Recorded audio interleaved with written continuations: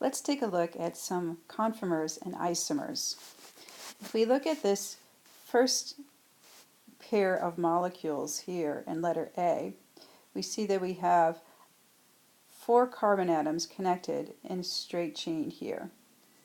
And we're comparing it to this molecule over here, which also contains 4 carbon atoms. And we want to determine whether they're conformers or isomers. So conformers would be 2 molecules that have the same bonding arrangement but just appear differently on paper, whereas isomers, the bonding arrangement would be different. So looking at this first molecule here, we see carbon atom 1 is connected to 2, and 2 is connected to 3, and 3 is connected to 4. And if we compare it to this molecule over here, we see if we start down here on the bottom, carbon atom number 1 is bonded to 2, 2 is bonded to 3, and 3 is bonded to 4. Now these two molecules look different from each other, and yet they are actually the same molecule, just represented in a different way. So these would be examples of what we would call conformers. Now let's take a look at the next example and see what we have.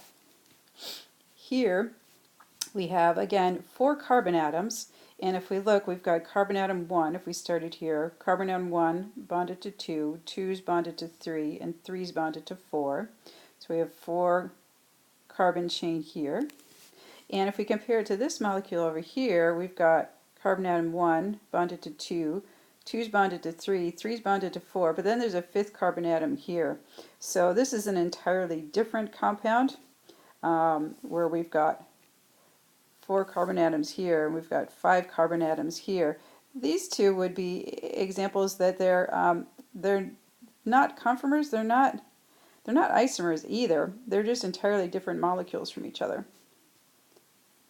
And if we look at one more example down here on the bottom, so here we've got 1, 2, 3, 4 carbon atoms, and if we look at the bonding order, we've got carbon atom 1 is bonded to 2, and 2 is bonded to 3, but then the 4th carbon atom is branching off of carbon atom 2 here. Whereas if we compare it to this one here, we've got carbon atom 1 is bonded to 2, 2 is bonded to 3, and then 3 goes to 4. So these two each have 4 carbon atoms, 1, 2, 3, 4, 1, 2, 3, 4, and yet the bonding order has changed. Here it's 1, 2, 3 with the 4th one off of 2, and this one is 1, 2, 3, 4 in a straight chain. So these two would be examples of isomers.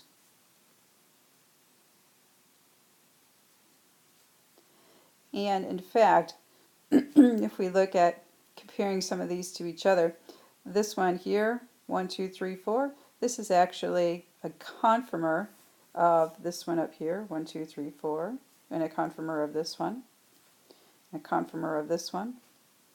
So these molecules here are all different ways of representing the same hydrocarbon with 4 carbon atoms in a continuous chain.